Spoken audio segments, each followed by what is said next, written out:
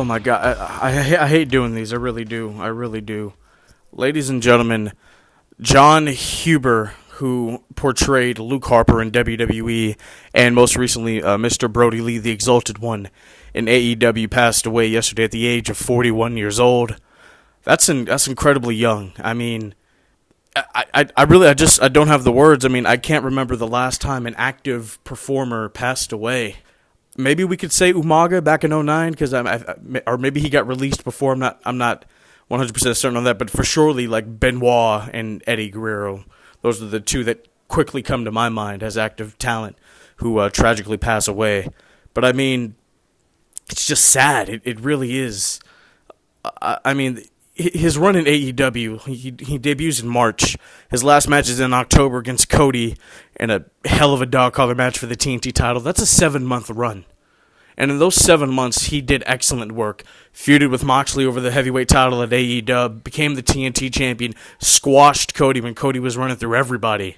That's one hell of a run, and I wanted to see what the Dark Order was going to do once Brodie Lee returned. I believe the fans, we thought he had a knee injury or ankle injury, or I think he actually did have one, but maybe that was just to keep under wraps what was actually going on with him. His wife took to Instagram and the heartfelt tribute of course. I mean, but it's just sad. He died from a lung issue that was unrelated to COVID-19.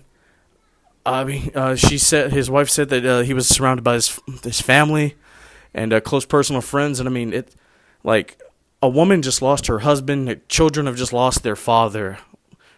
It's deeper than wrestling and performing, ladies and gentlemen, and it's unbelievable. I mean, but he had a hell of a run. I mean, Brodie Lee, of course, people compared him to Bruiser Brody, which is why he adopted the name Brody. Just a quick synopsis of the WWE run. I mean, Wyatt's dominant NXT Tag Team Champions, gets to the main roster. The Wyatts have their little run. They break up. Luke acquires an Intercontinental title. They break up. Bludgeon Brothers come together. A couple years later, he acquires a SmackDown tag title.